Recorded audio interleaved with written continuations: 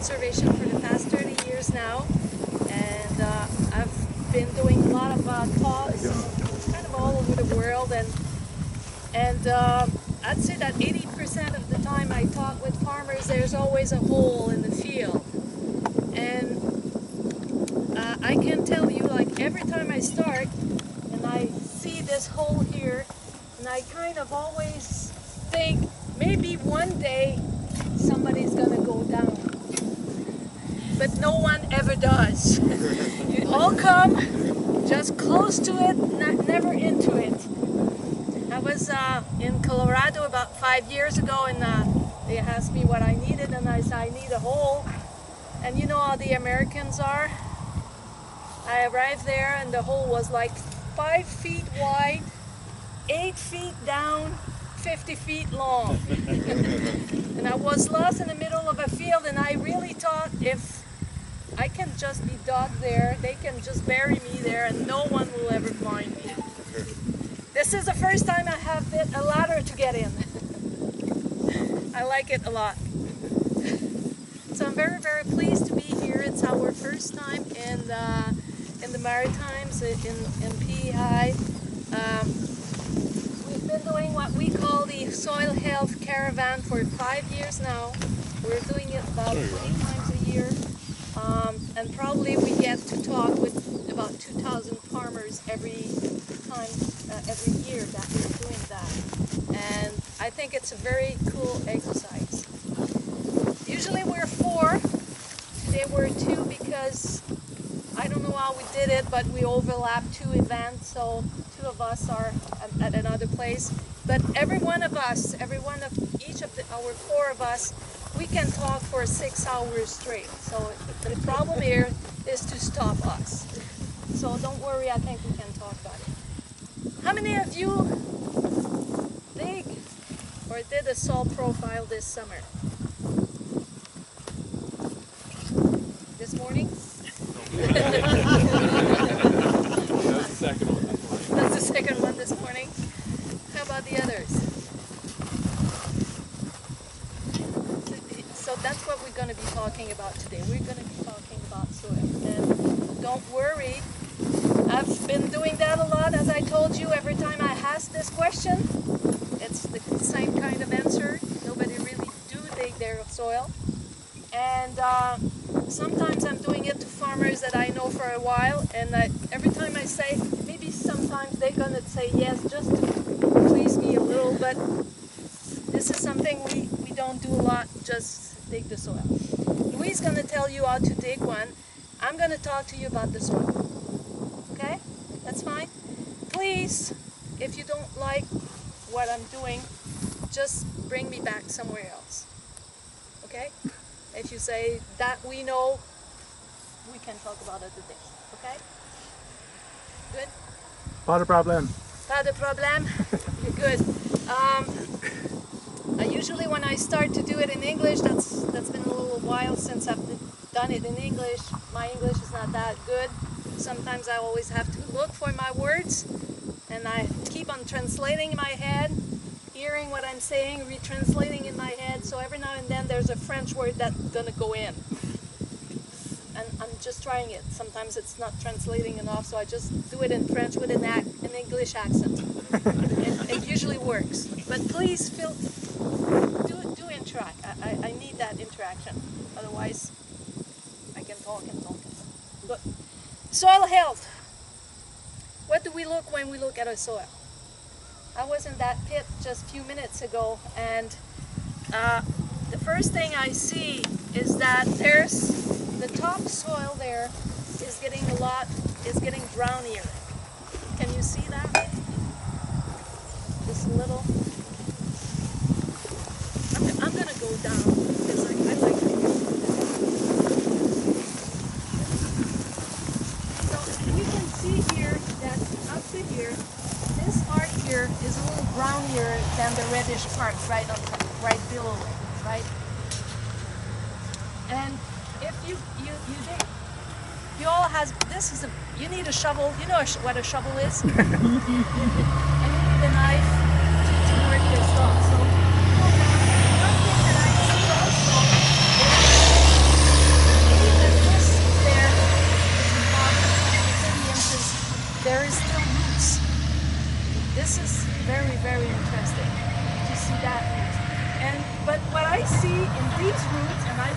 roots you want to see, come here and see it a little, is that they're in a bunch. They're not covering all the place. You can find them like this here, like this here.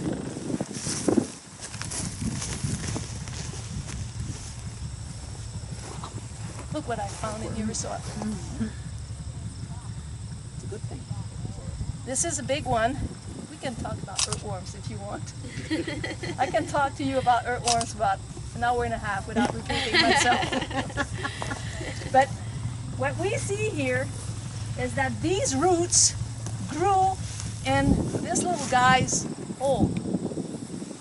And so more of them I have in my soil, more holes I'm going to have, and more places that my root system is going to be able to go to.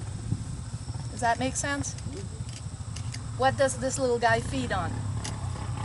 Organic matter.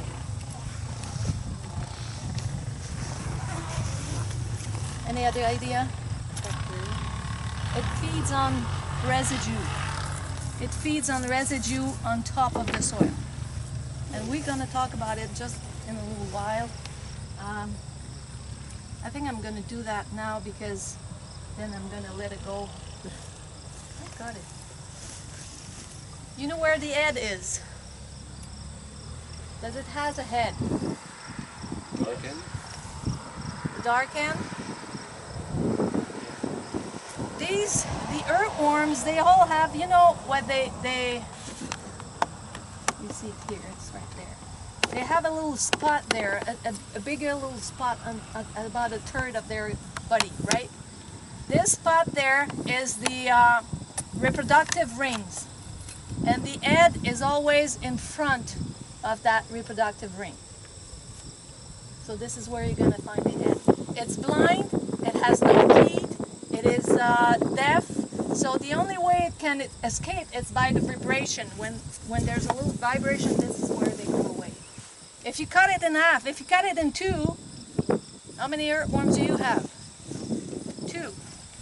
How many living ones? 0. 1. Oh. At most. And you're gonna have 1 if you cut it behind, after that reproductive ring. Because all the living organisms, the organs are in front here. Do you see here the reproductive ring? It's right here. So this is where you're gonna find the heart, the brain, and everything. No lungs. It has no lungs. It breathes through its skin. And this is why it always needs to be humid. It needs humidity to be able to breathe. And so when it's very dry, it's going to go very deep. There's 3 kinds of earthworm. This one is the anisic one. He's digging holes vertically, and it can go down as deep as 10 feet. And these holes are the places where the root system is going to go because it's an easy road to go down. Okay? Thank you. You can go back there. Okay, so we talked about the earthworms a little, and Louis is going to talk to you about the profile, but this is really fun to see the color of it, how it changes, and then where is it that we have compaction. See, when I go to that soil here, I take my knife, I just go up, and I see that there is compaction right about there. We're going to talk about subsoil. How deep do I have to work my subsoil? Below the compaction. 4 inches below that compaction layer. If I do it on top of it, it's not worth it. If I do right into it, it's not worth either. I have to go 4 inches deeper. And I have to do it in a very dry, in a very proper humidity. Not too dry, but if it's not wet at all. Because what I want my subsoiler to do is I want it to make the soil break. And it's going to break in a V shape. So the teeth here is going to break here, and the teeth there, and it has to join just about 6 inches below the surface. So if it's too dry or too humid, your V shape is going to close and it's not going to join. It's not going to break what you want to do. Okay? I'll leave it there. Do you have that as a long-term goal over a period of time? I think for us, when we get into our B horizon, then we'll drop like 0.4 on our pHs normally, and so the calcium will run down instead of that hard pan, and maybe it'll go away. But have you worked with farms over a period of time with the long-term goal of getting 2 inches more soil, and then your yields from there 2 inches I've been more doing soil? that for 30 years, and I do have farmers that were generous enough or fool enough to get in with me 30 years ago. And if you see their soil today, it's just like, it just deepens. But that's how they changed their mindset to say, I'm working with 8 inches instead of 6 inches of Right, but what do you mean by working 6 inches? Well, no. If you said if you had a shallow hard pan, and for us here too, lime is 70, $75 every third year. So it's that idea of can we move to 8 inches of productive soil, because we'll always find that with conventional plowing, mobile plowing, this is where we go to. It's between 6 and 8 inches depending on the farm. But some farms you could be at an 8-inch farm, good organic matter and just more soil too. Yeah, but it's not tillage that's going to give it to you. You have to let the soil work, and this is what we're going to be talking a little bit more. What is it that will change my soil health? Has nothing to do with tillage. You have to get away. You have to forget about tillage as much as you can, and you have to replace that with roots. But if you get to that point with development, you could plow 8 inches with a mobile plow, and you wouldn't be running into your B horizon. No. Yeah. Why would you plow if your soil is so healthy? So you can see it. So, okay, you can do that with a shovel. Just a little hole somewhere with a shovel. By the way, when you do soil profile, we always do 2 at a time. Always, always, always do 2. Why? And you don't need to be an agronomist or a pedologist or a soil scientist to do a soil profile. What we want to look at is you do it in a very, very nice part of your field and one in a very bad part of your field. And then you can compare and you see the real potential of your field. Let's talk about soil characteristics. You know pH? If I tell you a pH of 4, That's it. and what do I think? Grow cranberries. Because I just turned around and I have Trees. to remember there's a hole there.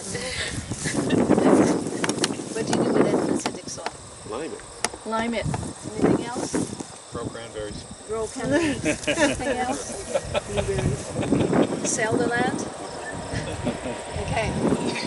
What about aggregate stability? You know what aggregate stability is? The aggregate stability of a soil is its capacity to resist resist the water impact. Okay? A soil with a very high aggregate stability will resist the soil, will resist to the water. One very simple test to do is you take a soil and you put it in water. And you see what it does.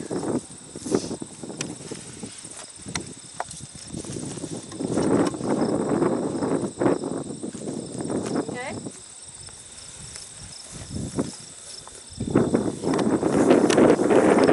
This is why I'm always saying you have to do it in 2 different soil, and then you can see the impact that it does. So what it does really is, you see the water, it goes into the soil and it breaks the soil into fine particles. And as it breaks it, then these particles are going to go down in your soil and it's going to fill the macropores, and then the infiltration is going to be lower. Does that make sense? Do you know your soil aggregate stability? And if I tell you a soil aggregate stability of 70, what does it tell you? 70. That should be good for that soil like this. Here we never get there. Okay? Yeah. What do you get here? Over 30, 35. Okay. And this is why I'm always saying you have to do it comparably. in a healthy place of your field, it might be 40. And the poorest pairs might be 20. And it's going to tell you, I have to aim to 40. Okay? I have soil in Quebec that I got 88. The best one I ever got was 88. But in the same field, I can have 40, which would be perfect to someone. But then my real potential is 80. And I have to do it to make it go to that 80, right? What am I talking about? 40, 80, 35? Soil aggregate stability is measured in a percent. What we do is we take a quantity of soil, we dry it completely, we screw it like this, we're going to make it in kind of very, very small pieces, we weigh it, let's say it's 100 grams, then I put it in water for certain times, and then I come back and I weigh what is left on top of my seed. So if 40 grams is left, 40 out of 100 is 40%. Okay? Does that make sense? I think Mary, the province can do that test now. Actually, The laboratory do these tests. But every time you do it, make sure you do it in two fields that you can compare. And you can't do it at your place either. It's going to tell you. It's not going to give you the number, but it's going to tell you, oh, it's all breaking apart or it's not. Or like we see here, which is really nice, is a big part of it broke down, but as it break down, it then blurred the water. Sometimes I would put soil in there, and then you have that kind of cloudiness that you see. So that means the particles are really, really small, and they're going to fill very, very small micropores. Okay? So now, when I say a pH of 4.5, when I say pH, you know what I'm talking about. And that tells you sometimes, oh, right, I have to do the soil sampling, and I have to put some line on that field, and so on. And when I say 4.5, you already have strategies to correct that pH. When I talk about aggregate stability, which is a physical characteristic of your soil, how can I improve the aggregate stability? Because whatever analysis you do, it's always because you want to improve something, right? You don't do an analysis just for the fun of it. You do it because you want to know how much nitrogen to put in, you want to know how much lime to put in. So if I want to do my aggregate stability or my bulk density, I could do the bulk density as well. I could do some infiltration tests. It's because I want to know the state of my soil and I want to know what to do to improve it. Right? I told you if you do two soil profiles and in the same field and one is at 25 and the other one is at 40, my objective is how to get the 25 up to the 40. Okay? How do I do that? How can I improve my aggregate stability in the soil? increase your organic matter. That could be one thing. But this is not really what I'm looking for. It's more specific than that. Increasing organic matter is going to tell you that your aggregate stability got better. It's linked together. Better aggregate, better organic matter, better aggregate stability. But usually the organic matter is going to concentrate in the top layer of your soil. And I want to deepen that profile, and I want to get that profile a lot better. Aggregate stability. Okay? Water impacting soil. That means soil being held together and being broken by the effect of water. Okay? Does that make sense? Because when I hear myself, it doesn't always make sense. And I just want to make sure. Okay? So the capacity of every particle of soil holding to the next one, stronger this bound is going to be, stronger it's going to be against the water. Okay? So how do I make that bond stronger? How do you improve soil aggregate stability in the field? Yeah, how to improve soil aggregate stability in my field. Treat your soil better. Treat my soil better. Okay? Exactly. The glomalin. Glomalin is the glue that is holding the soil particle each one to the other. How long does glomalin last in the soil? Yeah, it's not long. If you till. Just about a month. Whether you're tilling or not, glomalin will last in the soil just about a month or so. That's like yogurt in your in your refrigerator, right? There's a date onto it. It might last a few days more, but so just about a month. If you look at your soil here, the aggregate stability is going to be higher than in a bare soil. But if I take this soil and I make it bare, within a month it's going to become as weak as the other soil. So glomalin in the soil will last just about a month. Where do I get that glomalin? Where can I buy that glomalin? Can I buy glomalin? Amazon.ca.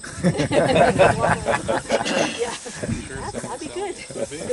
What are you doing here? I'm a glomalin salesman. Good.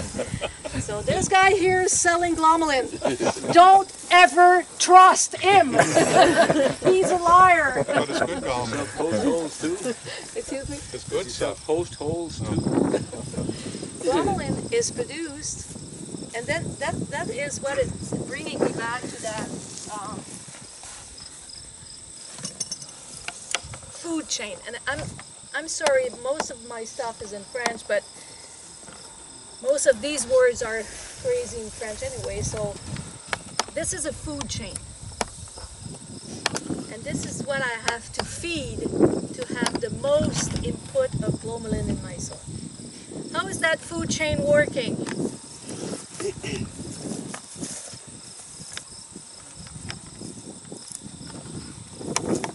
You think I'm looking for something on the soil, but I'm more waiting for an answer. What is this? Plant? Maybe it's not called. What do you see here?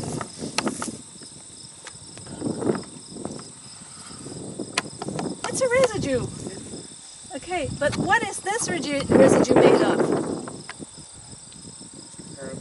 Carbon and nitrogen, phosphorus, magnesium, zinc, aluminum, manganese. There's a lot of food in there. And what the food chain of the soil does is it takes that and it turns it into that nitrogen molecule, that phosphorus, potassium molecule, ready to be fed to the plant. This is what I call the nitrogen efficiency of a soil. Our soil are able to feed our plants, but we need to feed the soil so that it turns around and there's all that food available to the plant. So the food chain, what it does is my little earthworm over there is the big one here. He's going to take that big piece here and he's going to break it down. He's going to eat part of it and he's going to make it in smaller pieces so that as I go along on that food chain, the pieces are getting smaller and smaller and smaller and smaller, and then it turns out to be a molecule of food to the plant. Now, I have a molecule of phosphorus here, and I have a root here. How do they gather together? Bacteria and fungus. These are the little guys that are in the soil, and they look at food and they wait for someone to say, I need nitrogen. Because really what the plants are doing is they are calling for food. They are really saying, I need some zinc. And there's a little bacteria in the soil that has a little molecule of zinc on its back, and it's just going to run to the plant to give it to the plant. Are you the kind of person that gives stuff to your neighbors for free all the time? Every now and then we do that. We always know that someday they're going to give us something back. So it's always an exchange. What is this exchange in the soil? Sugar, energy. So I have that little zinc molecule on my back and you need it. And I go to you and I say, what is it that you're going to give to me in exchange for that zinc that you want? CO2. And don't tell me globulin. I'm not buying globulin. You're going to give me carbon. And how's the carbon going to look like? It's the sap of the plant. The sap of the plant. Okay? Is that okay? The sap of the plant. And this sap is literally made specially for everything that they want. The sap is sending the message, I need zinc, I need nitrogen, I need phosphorus. And these little guys here, the bacteria and the fungi, are going to bring it to the plant. And in exchange, they're going to take a little bit of sap, they're going to feed them with carbon, and they are going to be producing glomalin. Do you see where I'm going to? You know, you guys, you're like, you have the sun in the back of you, so you're really relaxing. I'm having all that trouble looking at you, trying to make sure that, do you see where I'm going to? Yep. Where am I going to? You just said yes. Yes, we know. Where am I going, guys? Okay. I need glomalin in my soil. What produces glomalin? Plants. Bacteria. Bacteria and fungus. What does bacteria and fungus need to be living? Food. Plants. Food. Who produces food? Decaying plant material. Living plants. They need that sap to feed on. And who's producing sap? Living plants. So, whenever I put plants in my soil, I'm going to put these little guys in work. They're going to be producing glomalin. By producing glomalin, I'm going to be increasing my aggregate stability, and I'm going to have a better soil structure. As I'm doing that, more plants I have, more bacteria I have working, more exchange I'm going to have in my soil. Does that make sense? In a very healthy soil, and of course, I'm working a lot more with corn and soybean, but in a very healthy soil, the nitrogen efficiency can be up to 80%. So that means that for every nitrogen my corn plant needs, I can put one in. But in conventional soil, and I would say like most of the soil I'm working with, it's going to be just about 30% efficiency. That means for every nitrogen my plant needs, I have to put in 3. Does that make sense? Mm-hmm. Okay? So this is why I want to get that healthy soil. And I'm sure that in every plant production, this is the same way we have to think. I've been doing that, like I told you, all over the world, and corn is not grown all over the world. And it's the same preoccupation we have. We have to make sure that we have roots in our system as long as we can. In a conventional potato grower, and I've been told that you are up to a 3 years rotation. Are you all up to a 3 years rotation? That's good. That's really, really good, because it's going to give you a lot of space to put in plants. But if I look at my corn producers, for example, my corn on corn on corn, then they plant corn in May 15, they're going to harvest it October 15, and so that means that between October 15 and June, there's no root in my system. If there's no root in my system, there is no glomalin production. And the glomalin produced is going to last how long in my soil? 1 month. 1 month. And then I'm close to 6-7 months without anything in my soil. So the first step we have to do into getting a very healthy soil is to make sure that within my rotation, this is what I call my fertility rotation. I have a rotation, I have to make money out of it, but then I have to make sure that there is a rotation that is going to bring more fertility in my soil. And that fertility is going to make my soil use a lot less all of the chemical that I have to put in. Whether it's fertilizers or any pesticides. Because in a very healthy soil, I will also have all these bacteria and fungi that are going to keep it healthy. Less disease and a better pest protection. Does that make sense? For example, nematodes. Do you have any nematodes here? Do you know what a nematode is? Yep. You have a problem with nematodes? Root lesion nematodes. There's 4 types of nematodes in the soil. There are nematodes that feed on bad fungus. There are nematodes that will deal, because, excuse me, let's go back. What this food chain does as well is it takes care of everyone. So these acarid here, whenever the population is getting too big, then the bigger one's going to take care of it. And it's the same thing with the bacteria and fungus. And so there's nematode here, one family that is going to take care of bad fungus. And there's one family that's going to take care of bad bacteria. And there's one family of nematodes that usually attacks the roots of my plants. These are the ones that we know about.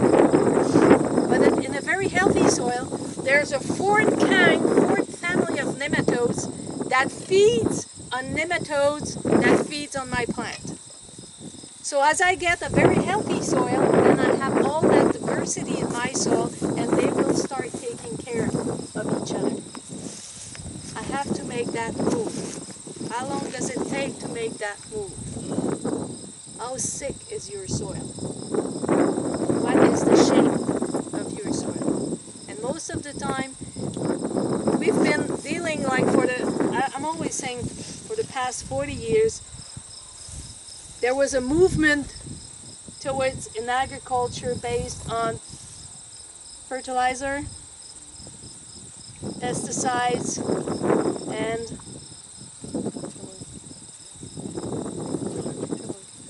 machinery. Whenever you have a problem, there's a machine that's going to take care of it, right? You don't have to, you're a dealer, you're selling glomalin.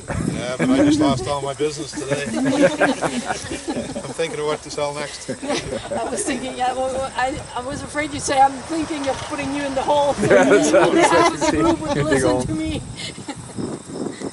So every time there's a problem in agriculture, there's someone that's going to sell you something to take care of it, right? You need fertilizer. I have farmers, they have like the consultant will tell them that you need 40 units of nitrogen. And then the seller comes by and they say, you know what they say? Well, it's your business. You can put 40, but I'd put 60 just in case, but it's your business. And what do? You put that 60 unit of nitrogen just in case. And that's normal, we do all that. But as your soil is getting healthier, I've seen farmers that went to 220 nitrogen units down to 80 nitrogen units, and in the same times, the yield was increasing. They didn't do it within a year. And we run a marathon tomorrow. Getting into soil health is like getting ourselves into a marathon. Some of us are healthier than others. Some of us are more aggressive than others. I can say I'm going to run a marathon, but I have 15 minutes a day to work out. And then you say I'm going to run that marathon, but I'm going to hire a dietitian, I'm going to hire a doctor and a psychologist, and I'm going to spend 4 hours a day to put it into it. Who's going to run the marathon first? You are, right? You're not convinced. Just play along. Just make like, yes, I can do it. But then, within 2 years, I'm going to be able to run that marathon too. Okay? It's not the route that we're taking. It's the energy, and we have to be convinced, and we have to make one step at a time. What would be the first step into a healthier soil? Have plants growing more of the time in the rotation? Roots. We have to keep the most roots in our system. We have to, you know that within an inch of a root, within an inch of that root, there's 5,000 more bacteria and fungus than right at the edge. So the bacteria and the fungus, they live close to the roots. This is the food. They're just waiting. I have that zinc molecule and they don't need that much. So I have to be close to get that food. So wherever I have a living root, I'm going to have a very healthier soil. I'm going to feed. And all the residue that are made out of these plants are going to feed my big food chain so that I always have what I need here. So if I talk about my first step is always about cover crops. And you know about cover crop, what is so beautiful about it? It's because with cover crops, they all do two things. They cover the soil. They protect it from the water. We're going to see that this afternoon. And they feed it. And they recycle the fertility of your soil. They go deep. They're going to feed themselves at the depth they're going. They're bringing these fertilizers in the plant, and that's going to be at the soil profile, feeding my microbes again. Okay? Do you have other ideas along that line? We're using a lot of brown mustard and buckwheat here for our fertilization, and that trade-off between the additional tillage that we'll do. Sometimes we can plant that once in the season and we'll get the most 90 days out of it perhaps, but we're clipping it before it's flowering. Like, how short can you go in your trade-off, or just discuss it, like between the tillage that you're doing to get a cover crop there if we're only using a grain drill, or like even the degree of tillage we use for a brilliant seeder, that trade-off between tillage to put seed there and then the benefits that the cover crop can provide. How long do we have to leave it so it can really counteract the tillage?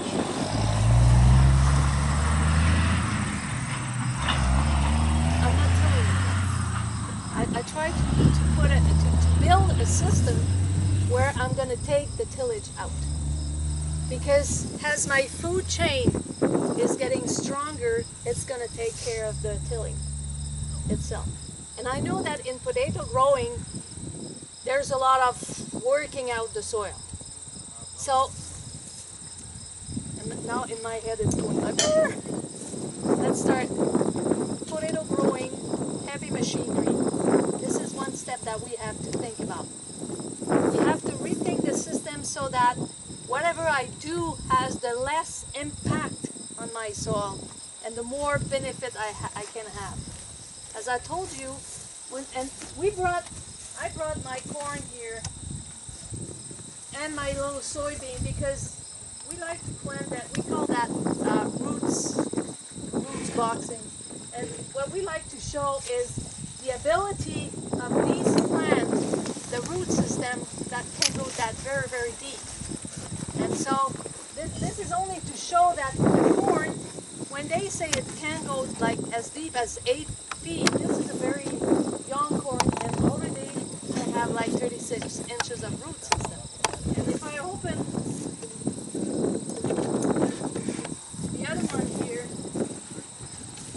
should I think about it before? I'm going to see all these root systems. So what I want to do is I want to have the most root systems, and all of these residue here, when I leave them on top, they're going to be taken care of by my food chain.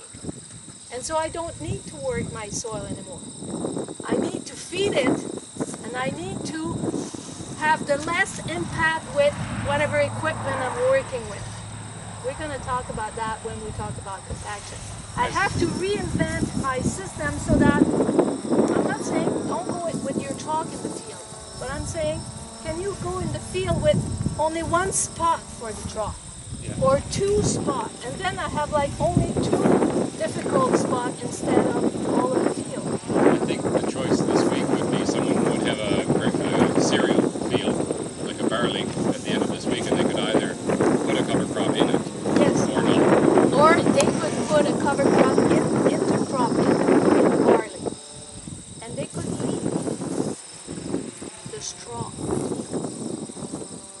Okay, because I know most of the farmers, they grow wheat or barley, they harvest the wheat, and then they roll the straw and they take it out. The only reason I agree to take the straw out of a field is because you put it in the barn and then you bring it back with manure onto it.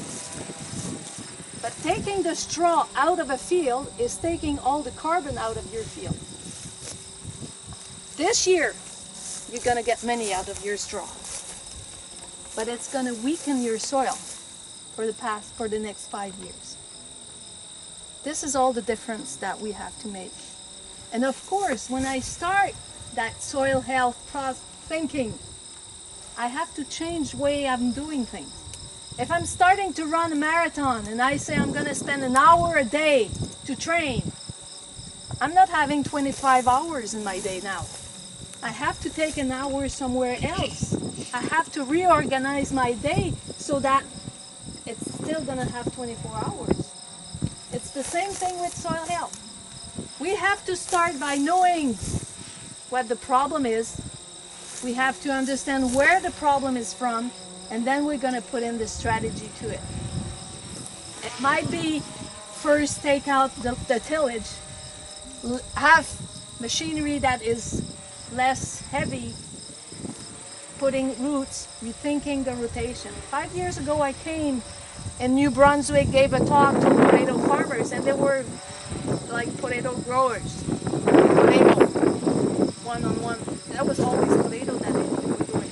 And this is the first thing we said. How can you rearrange your rotation? Today I'm really glad to hear that it's a 3-year rotation. Within that 3-year rotation, what can I do to have the roots there the most of the time? You said a moment ago to leave the straw in the field. Yes. What can you do to get it broken down fast enough? Because we did that for 4 years and our scab went up by 80%. You got to survive too. I know, but this is what I'm saying. You have to look at your soil profile.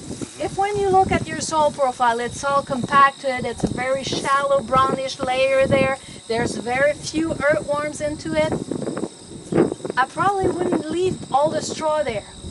You have to, you know, you build Slowly.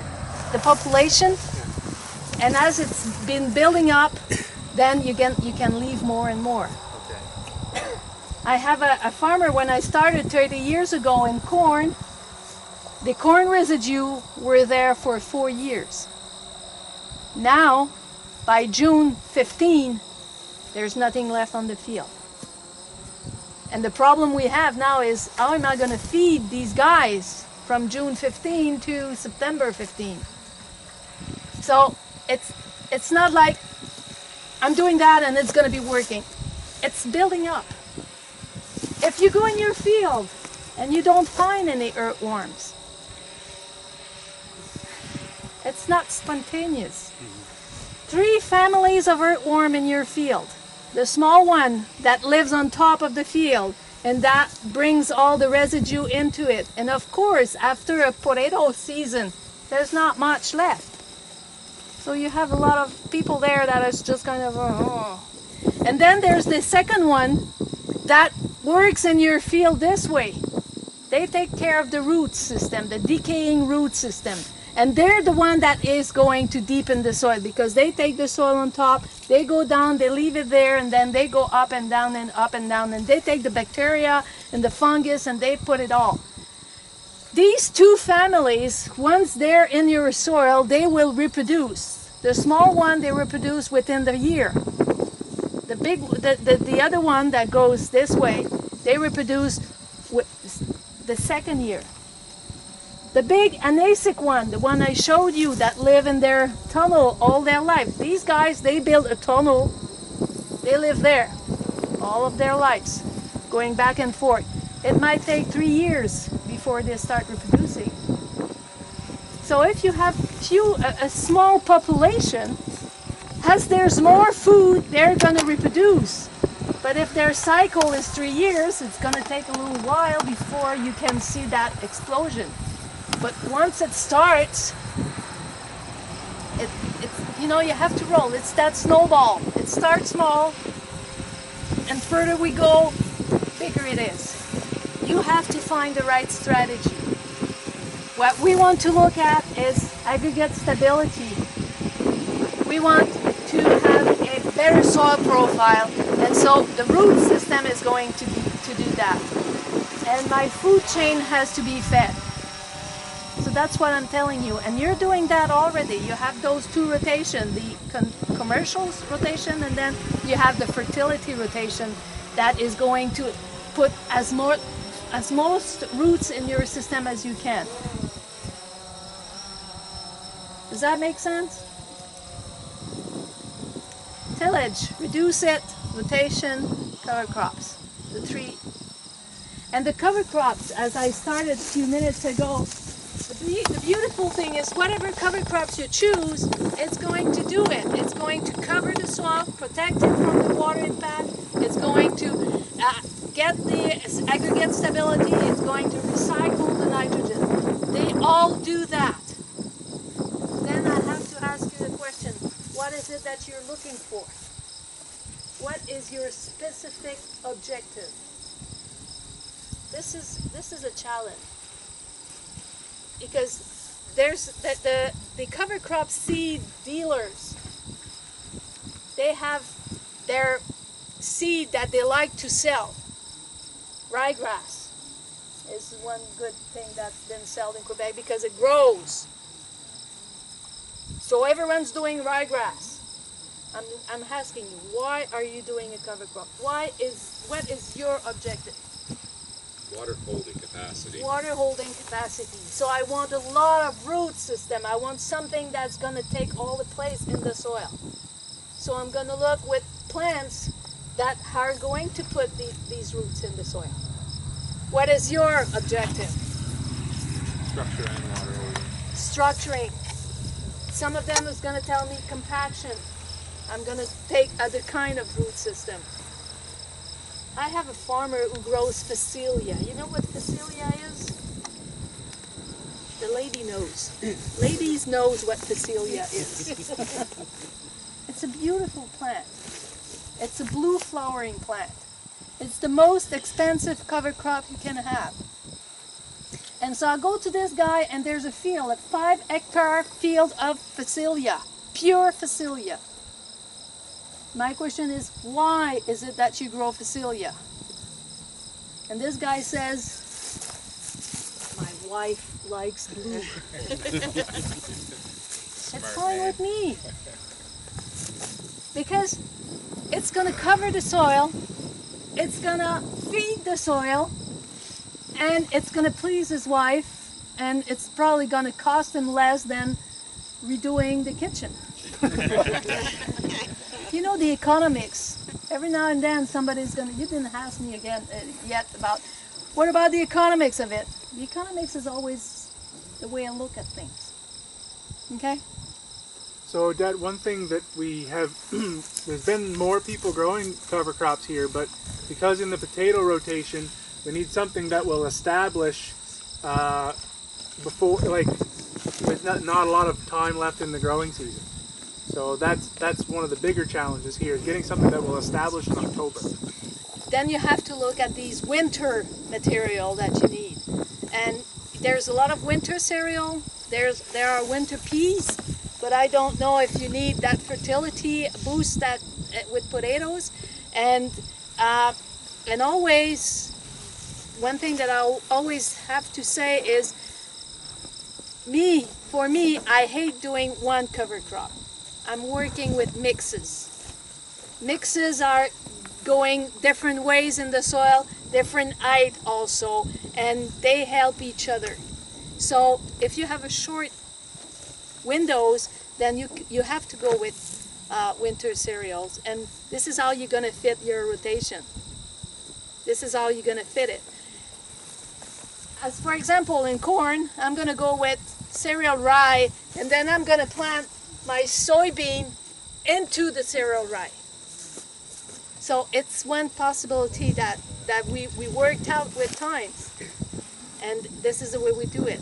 But always think mixes and look at your windows, and at one point you might even try to say, my rotation, can I do it so that I open the window a little larger so that I have that fertility rotation into place. We have about 10 minutes, I think, before we need to switch, just so you know. There's one thing that we do, and one thing that I would like you to remember is look at your soil and do your soil, define your tool, go and define whatever characteristic you want to look at, and already know what strategy you're going to put in place. We've seen this working a lot. There's the compaction, the penetrometers that we can use, but what is it that we use it for? Why would you use a penetrometer? See where your compaction is. You want to see where the compaction is, right? This is a very interesting penetrometer because it has a little computer into it, and as I go in the soil, it takes the reading itself, which is already better than having that number on top of it, and it's going to tell me, oh, you go too fast, and then I have to start over so that I have that constant force onto it so that it reads the proper compaction of your soil, right? This little thing costs $3,000. And you need to do it, and of course, once you look at your soil, try to look at always at the same time of the year so you see the evolution. If you look at it in the fall and then you go look at it in the spring, it's not the same reading that you're going to have. One penetrometer that I use is this one, which is about $60, made by a farmer next to where I live. And it's the same type of end here that we have. I put it on the soil, and I have like 2 inches increment on it. I put it there, and this is called the MAPAQ penetrometer. It weighs like 2 kilograms, and I just let it down. And anyone can do it. So if I do it, and you do it, and anyone do it, it's going to be the same number. And what I do is, I count the number of time this will take to go for 2 inches. And I do it every 2 inches. So it might be 12, and then 14, and then 8, and then 34, and then 12. And then it's going to tell me between 6 and 8 inches. This is where my compacted layer is. It's quite simple. Whatever you choose, make comparison, and don't go in the field to find numbers for which you don't know what to do. Okay? Just I'm going to send someone in the field and they come back and this is, you have compaction at 6 inches, and then I have a tractor and I have that subsoiler that's going to save it. You've got to know before you take the test what you're going to do with it. Does that make any sense? Good. And there's a lot of tests that you can do home. One test that we've been doing, and I don't know if you've heard about it. Did you heard about the underwear test? Did you do it? We haven't done one this year, but we should do some next year. Some Here, yeah.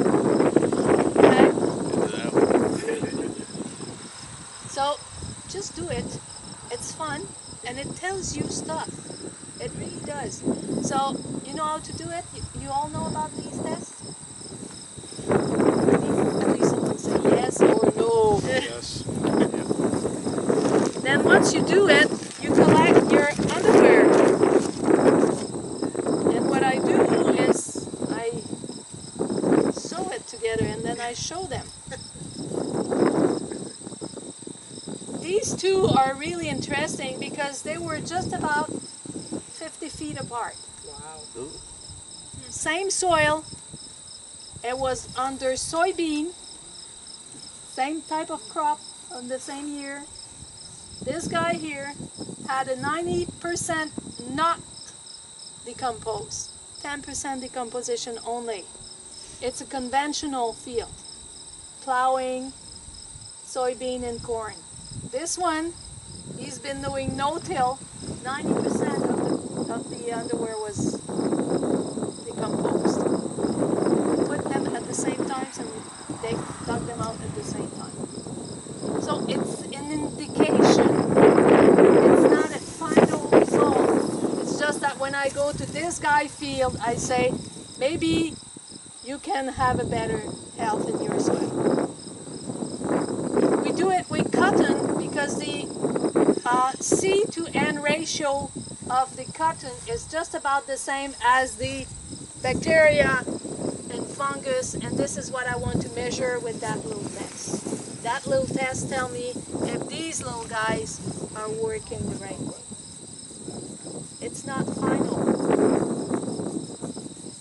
For myself, the healthier soil I have is this one, which was about 70% decomposition. And this soil is a lot healthier than this soil. So I need to compare it with neighbors. This is a lighter soil. This is a very heavy clay soil. So do always in comparison. Okay? Did this little hour help you in a way? Except Time this for a guy few who's questions. selling. If anybody's got He's going to go bankrupt. Excuse me? I'm just going to say, if you have questions, we have time for a few questions. No question? When we're choosing cover crops, Yes. should we worry about this carbon to nitrogen ratio of some of the residues that we're putting back in, like with respect to grass, legumes? Is that going to increase or decrease the effect, or is that just something we can forget about? It's a very, very interesting question. Very interesting question. The way I'm thinking, I would go like, depending on my food chain. If my food chain is very aggressive, I would try to have a C to N ratio as high as possible. Okay. Because they're feeding and they need that food. Right. If I'm starting and my food chain is like, it's not bad, but it's not like very aggressive, I would go with a very low C to N ratio so that it feeds faster. More legume and fresher. Well, it's younger material. Grass. Younger Okay. material. When I said, why are you planting your cover crop? This is the kind of question I like to have. So I have a poor life in my soil, what kind of CN ratio, and then I choose the plants that are going to fit a low CN ratio at the beginning.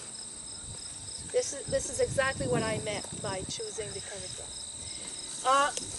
We have a little booklet that we did in French, Santé des Sols. We left it in French here because we just forgot to translate that line. But we have it translated in English, and it talks about different way of looking at your soil, different tests that you can do. And what is very interesting, it has a table at the end with different cover crops.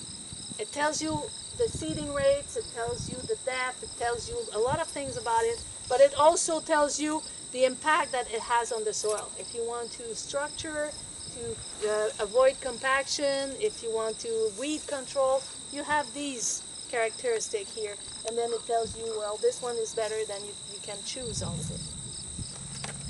And those will be available at lunchtime. Yes, we did it for you guys. We translated in English, and I had them printed especially for when you come here. Josh has got a question there. If I'm thinking about subsoiling in the summertime while it's dry, then when should I be measuring my compaction? Well, you can be measuring measure your compaction in the fall, whenever you're gonna measure it. Previous fall. You can use that. Better you do your soil profile and you define where your soil compaction is. First step in subsoiling. My first question is, where does that compaction come from? Okay. So if I have every machinery that goes in my field, and I don't want to take it out of the field, then I'm just adding cost on my production. Okay, I'm just having my production costs getting higher and higher because I'm going to have to subsoil every 3 or 4 years. So it's a choice you have to make. Do I subsoil all the time? Does that become something that I have to do? Or can I rearrange the way I'm working to have less weight on the soil? And I know when I say that, and again, I'm in a corn country, when I say that to the corn producers and I tell them, you have to have that grain car right there, and you go with your combine and you throw it there, and they all say, I'm losing 15 minutes of field, and it's you're losing 15 bushel a year.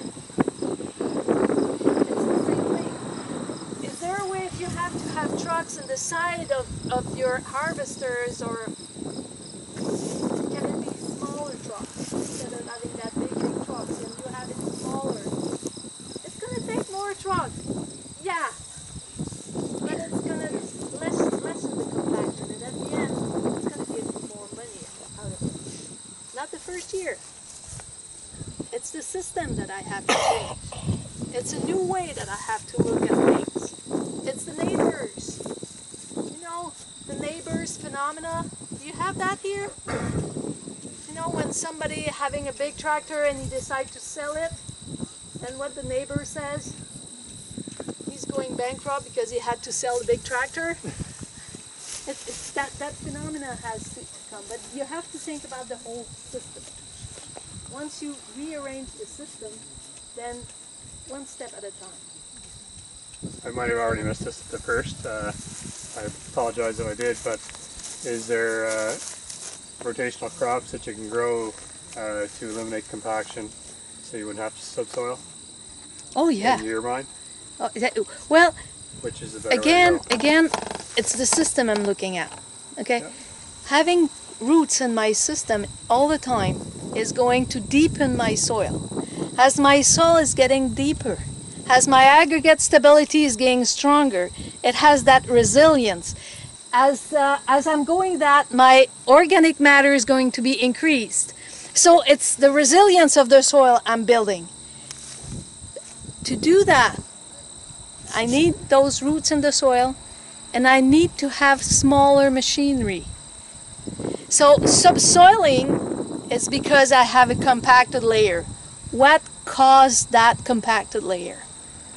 If I can have that reduced, then all my system is going to be a lot more efficient. All of it. As you start doing cover crops, sometimes when I do that, we have the cover crops on the soil, and then the farmer says, well, it didn't grow much. Well, it grew 4, 5, 6 inches, but it put in 4, 5, 6 inches of roots. Next year's, these roads are made in the soil, and so next year cover crop is going to grow a little bigger and it's going to go a little deeper. And within 4 or 5 years, then you're going to say, wow, it really works. You have to make that first step. Understand the system. What is hurting the most in your system? Why is it that I'm doing it? Because I can say take the tractor out the field. You need the tractor to go in the field. What is it that I'm going to replace it with? 3 or 4 months ago, I went to a farmer and he had an infiltration problem. And sometimes they call me, and as they call me, they call the contractor as well. So I'm kind of 4 or 5 feet tall, and this is 3 big guys with the big tractors, and they're digging holes, and they're there, and they say, I'm going to solve your problem. It's going to cost you $20,000. And I'm there with my shovel, and I say, you have an infiltration problem. It's leveling, subsoiling is not going to do any good if you're not. But when I get to that farmer's, the first thing I see is that big tractor, a John Deere 3960 or something like that. And you know, the phone we have, this is really good, because within 2 minutes I knew the weight of that tractor, which was about 42,000 pounds. That was the weight of the tractor. And you don't go in the field without pulling anything. So by pulling something, you had more weight onto it. But I'm starting with 42,000 pounds, which is 20 tons an axle, which is just about 10 tons too much an axle to go in the field. Do you know how much weight you can go in the road? You know what you can get arrested in the road if you have more than 10 tons per axle? And then the road is built, it's kind of compacted, and you have asphalt onto it, and it's limited to 10 tons an axle, and then you have that tractor that weighs 20, and it goes in the field. I didn't even go to the field. I looked at the tractor and says, when are you going to sell that? And it says, what am I going to do without a tractor? It says, buy 2. The first step was that tractor. He can subsoil every year if he wants. It's his choice. When he asks me, I'm telling him, the tractor you have to take to get rid of. Because he was having that tractor to subsoil. I was thinking, you need to subsoil because you're having that tractor. First step, why is causing compaction? Then we can fix it, and then we can manage so that our soil stays fit, stays healthy. When do you subsoil?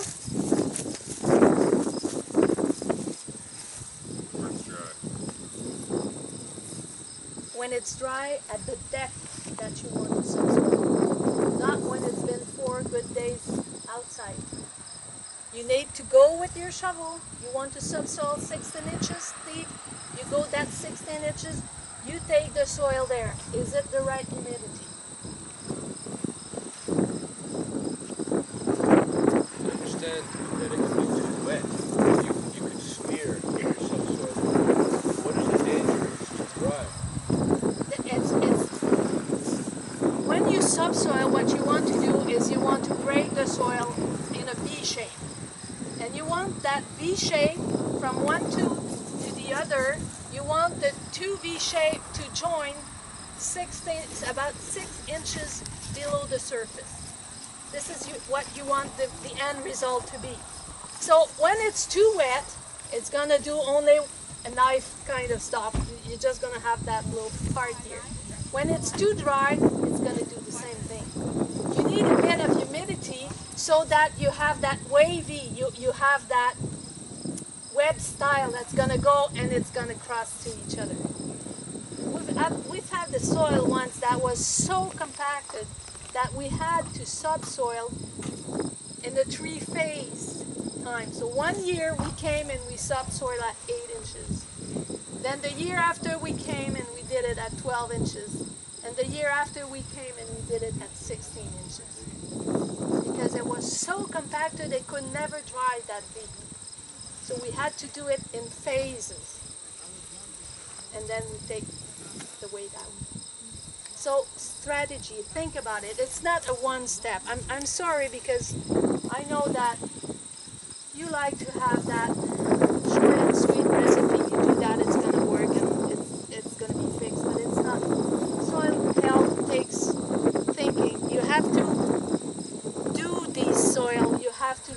your profile. You know when you take that shovel and you go, and the first thing you do, ouch, my knee hurts. Think, what is working in the soil? Roots. If your knee cannot get through a layer, how is the root system going to go through that? So by doing it with a shovel, this is telling you right away. You can go in soil. Last week, we went and I was jumping on the shovel and I couldn't get through the first 4 inches.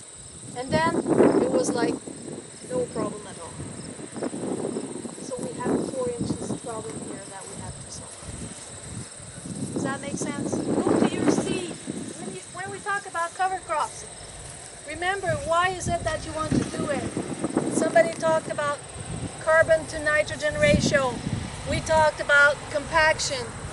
You might want to feed the next crop. I want a lot of nitrogen in. You might want to please your wife. You might want to keep watering. You might want to control weeds. You might want to control weeds at the beginning of the spring. You might want to control weeds in the middle of the summer. There are plants that can do all that. But you have to know that this is what you want to do. And one thing that I always suggest is that go to your seed dealer. Ask him for all the cover crops he has. Not the mixes, the cover crops. Ask him for all the cover crops. You don't need to have a lot of them, but just like a pound of each. And plant it in your field to see what it does. Plant it in your field and see, this is, okay, this one grows fine, this one doesn't grow fine, this one is not having any weed control. Just do these mixes and see for yourself what it looks like. Every year when I do that, every year I can go up to 42, 45 different seeds. Yet when you go to your seed dealer, they want to sell you 4 or 5 of them.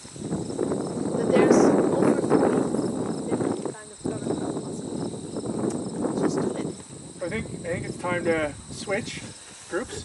If anybody wants a water or a pop, they're in the coolers over there, so feel free to grab one if you want. But we're gonna